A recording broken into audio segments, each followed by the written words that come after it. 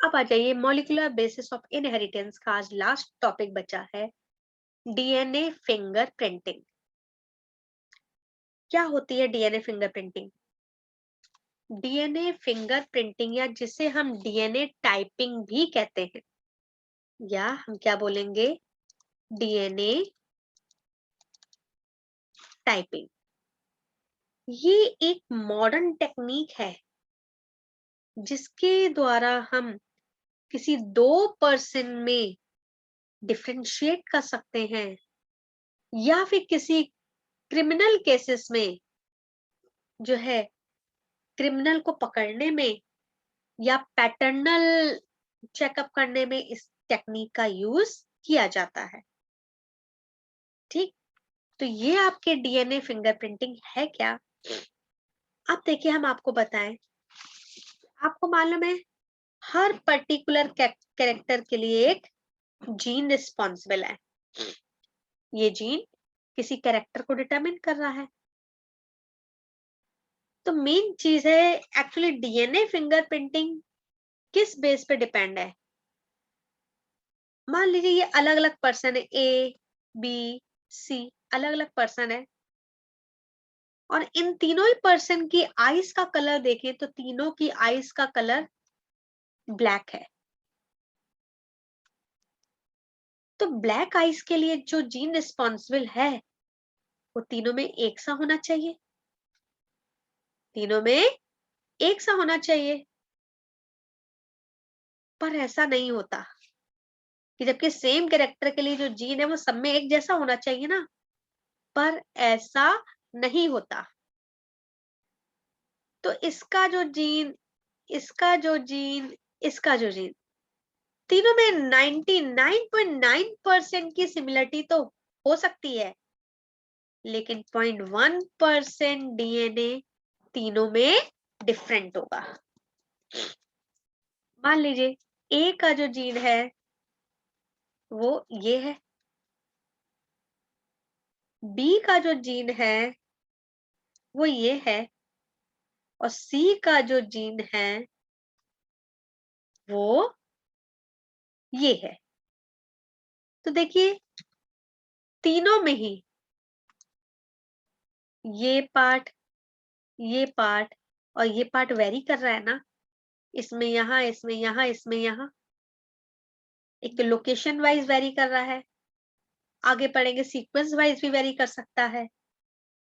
तो ये जो 0.1% पार्ट वेरी कर रहा है एक पर्टिकुलर कैरेक्टर के लिए ही जो जीन रिस्पॉन्सिबल है, तो उन तीनों के जीन में ये जो पार्ट वेरी कर रहा है, यही वेरी करने वाला पार्ट की का काम करता है किसी भी पर्सन को पहचानने के लिए।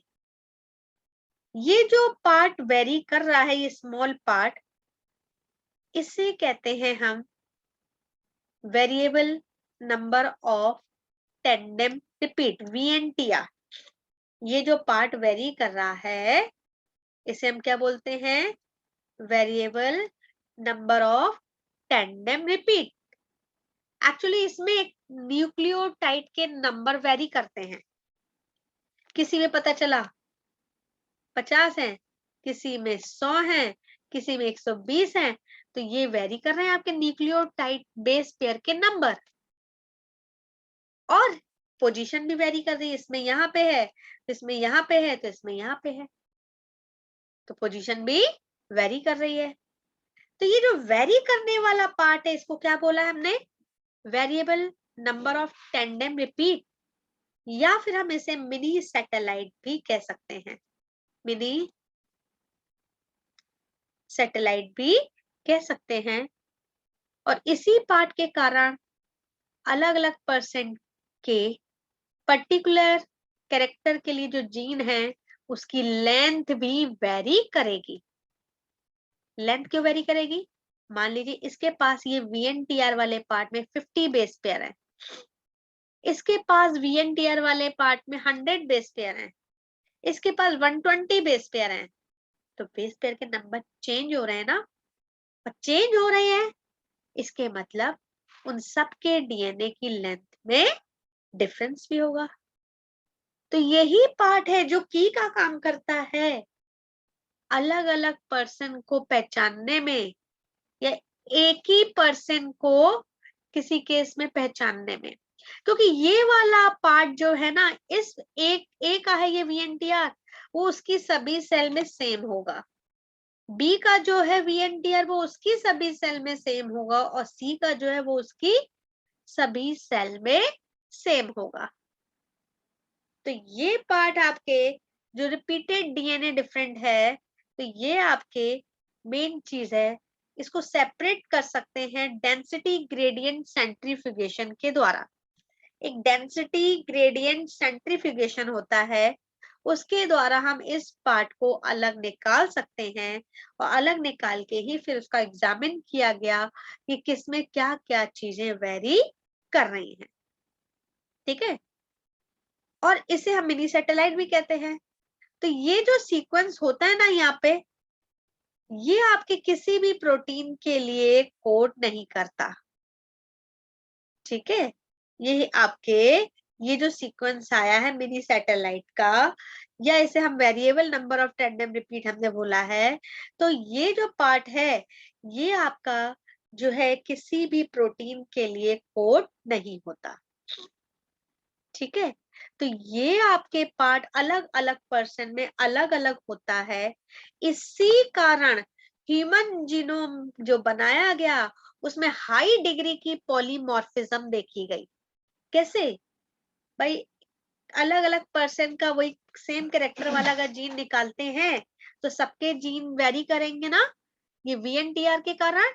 तो एक ही कैरेक्टर के लिए जो जीन है वो सभी में वेरी कर रहे हैं, इसके कारण ह्यूमन जीनोम में हाई डिग्री की पॉलीमॉर्फिज्म देखी गई। ठीक, तो ये आपके जो है DNA पॉलीमॉर्फिज्म शो करता है, इसे कहते हैं DNA पॉलीमॉर्फिज्म। मतलब एक ही पॉपुलेशन में म्यूटेशन के कारण ये वेरी करता गया कि एक ही पॉपुलेशन में सबकी जैसे कि सबकी अगर एक जैसा ही कैरेक्टर है, फिर भी उनके जीन में फर्क है। इसे कहते हैं DNA पॉलीमॉर्फिज्म। और यही जो पार्ट है VNTR, जिसको हमने मिनी सैटेलाइट भी बोला है, यही पार्ट की का काम करता है आपके DNA फिंगरप्रिंटिंग के लिए। ठीक है, अब जैसे हम आपको बताएं कि कोई पर्सन है, कोई एक इंडिविजुअल है जिसमें मान लीजिए ये वाला जो VNTR वाला पार्ट है, इसमें ACA बेस सीक्वेंस ACA ये इस तरीके से करके 55 टाइम्स रिपीट हो रहा है। और फिर मान लीजिए ये है, इसमें आपके कोई लोकेशन पे 115 टाइम रिपीट हो रहा है, दूसरी लोकेशन पे। तो देखिए लोकेशन चेंज हो गई और रिपीटेशन के नंबर भी चेंज हो गए। इसमें इस जगह पे ये वाला सीक्वेंस ACA 55 टाइम रिपीट हो रहा है, इसमें लोकेशन भी चेंज हो गई और 105 15 टाइम्स रिपीट हो रहा है। तो दोनों के जीन में डिफरेंस आ गया ना। ठीक, तो इस तरीके से आपके एक ही लोकाई पे भी हो सकते हैं, लेकिन रिपीटेड नंबर वेरी कर सकते हैं। तो ये पॉलीमॉर्फिक जेनेटिक लोकाई, मतलब पॉलीमॉर्फिक हुआ ना, इसमें अलग इसमें अलग। तो ये polymorphic genetic loci, loci means location, usually आपके सिंपल टेंडेम रिपीट भी कहलाता है। क्या बोलेंगे? Simple tandem repeat. ठीक है, और इसी को अपन ने क्या कहा है? Variable number of tandem repeat या मिनी सैटेलाइट। और ये आपके जो पार्ट है VNTR, ये पेरेंट से बच्चों में इनहेरिटेड होता है। तो इसीलिए पैटर्नरी टेस्ट हो कि ये हमारा बेटा है या नहीं, या ये हमारे पिता है या नहीं, तो इसके लिए हम VNTR को चेक कर सकते हैं फादर और सन के। क्यों? मैंने कहा मैम हाँ, मैम एक बार और एक्सप्लेन कर दीजिए मैम स्टार्टिंग से। एक मिनट। तो ये जो VNTR इनहेरिटेड होता है पेरेंट से फादर से बच्चे में, तो सेम होगा इसीलिए इससे पता चल सकता है कि ये इसका ये ही फादर होगा या इसका यही सन होगा, क्यों दोनों का वीएनटीआर सेम होता है। तो इसीलिए पैटर्नरी टेस्ट के लिए भी डीएनए फिंगरप्रिंटिंग प्रोसेस अप्लाई किया जाता है। ठीक है, मतलब ये टेस्टिंग करने के लिए हमने क्या किया कि एक पर्सन लिया जिसका मर्डर हुआ है, और जिसने मर्डर किया है उसके बाल इस पर्सन के हाथ में रह गए या ब्लड ड्रॉप रह गई। ठीक है, फिर हमने चेक किया तो पता चला सस्पेक्टेड पर्सन ये है, इनमें से किसी ना किसी ने मर्डर किया है, ABCD। तो हमने क्या किया पहले कि जिसका मर्डर हुआ है उसके हाथ में उसके बाल आ गए जिसने मर्डर किया, या ब्लड ड्रॉप आ गई। तो हमने क्या बाल लिया, जिसने मर्डर किया उसके बाल आ गए, उस बाल से एक जीन निकाला पर्टिकुलर कैरेक्टर का, एंजाइम की हेल्प से। जिस एंजाइम से हम इसके जीन को काटेंगे उसी एंजाइम से हम इन सब के जीन को भी काटेंगे, तो सेम कैरेक्टर वाला जीन निकल आएगा।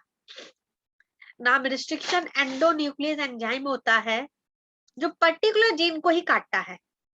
तो इस एंजाइम से हमने इसकी सेल का जो जीन काटा, उसी एंजाइम से हम इनकी सेल का जीन काटेंगे तो सब में सेम कैरेक्टर के जीन आ जाएंगे। कि जैसे हमने ब्लैक आईज मतलब आई के कलर के लिए जीन निकाल लिया, इसका भी इसका भी। ये सस्पेक्टेड वाले का है, मतलब ये जिसने मर्डर किया है उसका जीन है, और ये सस्पेक्टेड वाले का है। तो अब आपको मालूम है कि सब में वीएनटीआर होगा, इसका वीएनटीआर ये है, इसका ये है, इसका ये है, इसका ये है, सबके वीएनटीआर अलग है, और इसका भी निकाला, इसका वीएनटीआर ये है। तो एक पूरा प्रोसेस होता है डीएनए फिंगरप्रिंटिंग करने का। उस प्रोसेस के द्वारा जब हमने ऑब्जर्व किया तो देखा कि ये पर्सन जिसका वीएनटीआर किससे मैच कर रहा है, ए वाले से, इससे, इसके मतलब ये और ये पर्सन सेम है, क्योंकि एक ही पर्सन की सभी सेल में वीएनटीआर सेम होगा। तो इस ए वाले का वीएनटीआर इससे आपके मैच कर रहा है, इसके मतलब मर्डरर यही है।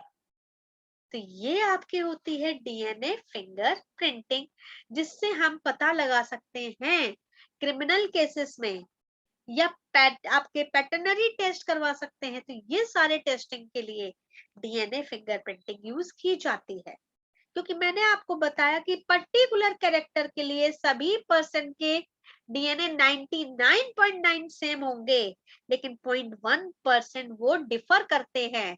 तो वो जो डिफरेंस है उसी को हमने कहा वीएनटीआर, और वही की का काम करेगा अलग अलग पर्सन को या फिर सेम पर्सन को पहचानने के लिए। तो मर्डरर का जीन में हमें ये वीएनटीआर यहाँ मिला, सस्पेक्टेड पर्सन जो थे उनमें इस वाले पर्सन के वीएनटीआर से मैच कर रहा है, तो ये दोनों सेम पर्सन हो गए।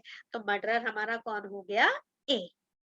तो इस तरीके से डीएनए फिंगरप्रिंटिंग यूज की जाती है।